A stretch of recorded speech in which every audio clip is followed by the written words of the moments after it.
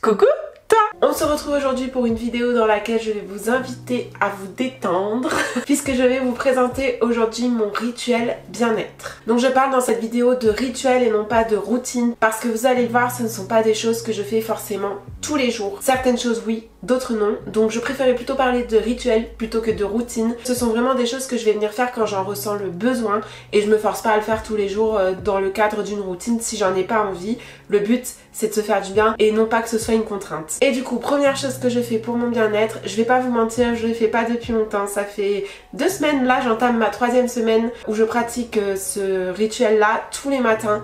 Je me lève à 7h30 pour faire mon sport avant de commencer ma journée de travail. Donc je fais juste 30 minutes de sport, pas plus. Et j'en fais pas tous les jours. En général, j'arrive à faire 6 ou 5 jours sur 7. Ce qui est déjà pas mal en soi. Mais du coup, voilà, c'est pour ça que je vous retrouve sur mon tapis. Ce matin, au programme, ce sera du yoga. J'adapte en fonction de mes envies du jour. Si j'ai envie de faire du cardio, je fais du cardio. Si j'ai envie de faire du renforcement, j'en fais. Mais aujourd'hui, j'ai envie d'un truc plutôt calme. On est lundi, donc j'ai envie de commencer doucement la semaine. Donc c'est parti, je vais faire mon sport.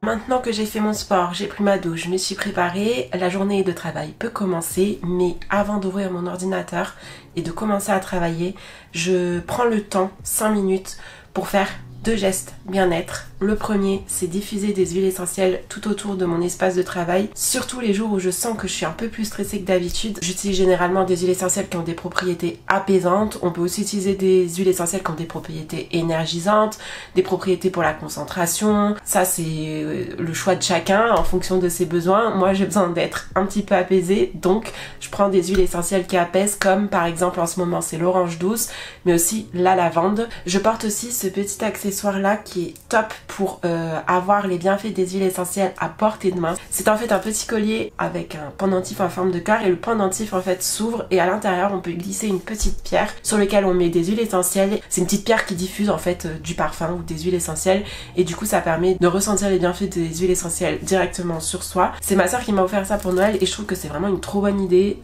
pour les gens un peu stressés comme moi. Ça permet vraiment d'avoir un accessoire à la fois joli et utile. Et comme diffuseur d'huile essentielle, j'utilise aussi ce petit accessoire là qui est un diffuseur nomade. Il est trop cool, on peut le glisser facilement dans son sac. Encore une fois, ça permet de profiter facilement des bienfaits des huiles essentielles n'importe où. Vous pouvez même l'amener au bureau si vous voulez. Moi je l'ai toujours à côté sur mon bureau et souvent les matins j'en diffuse un petit peu comme ça, pas très longtemps, quelques minutes. Et deuxième geste bien-être que je fais tous les matins, je fais de la respiration. Donc pendant 5 minutes je fais en fait de la cohérence cardiaque. Donc j'ai prévu une vidéo sur le sujet où je vous expliquerai plus en détail ce que c'est, mais en gros pendant 5 minutes je respire et pour cela j'utilise une application qui est sur mon téléphone. Donc c'est parti, je la lance et je vais faire ma petite respiration. Vous avez entendu le petit ding? Ça veut dire que la respiration peut commencer.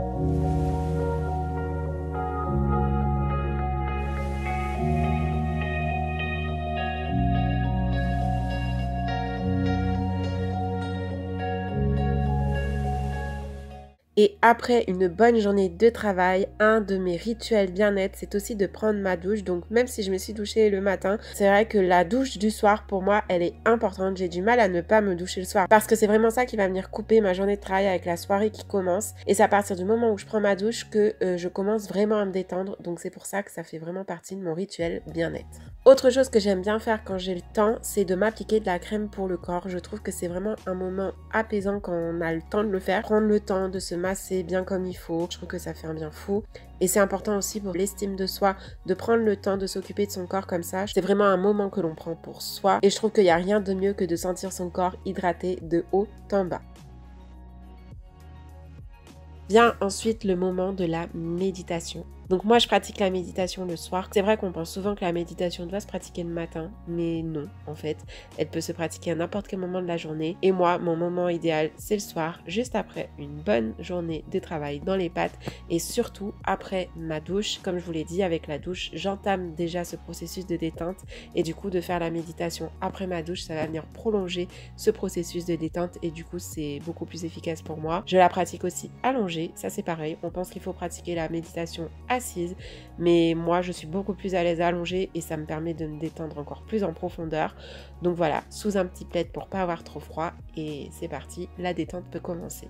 Et je vous invite d'ailleurs à méditer quelques instants avec moi. Concentrez-vous sur l'image et le son que je vous mets juste après. Prenez de grandes inspirations et de grandes expirations par la bouche et détendez-vous.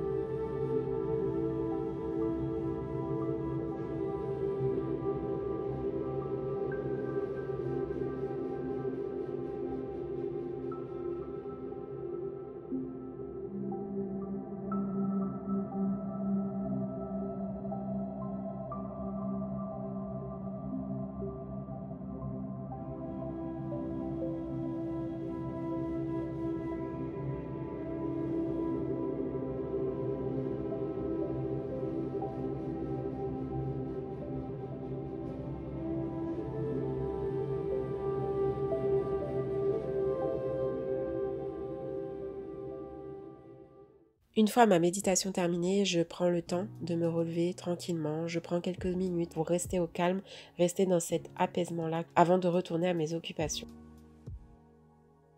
Et enfin, mon rituel bien-être se termine par un peu de lecture. Ça, encore une fois, je prends pas assez le temps de le faire.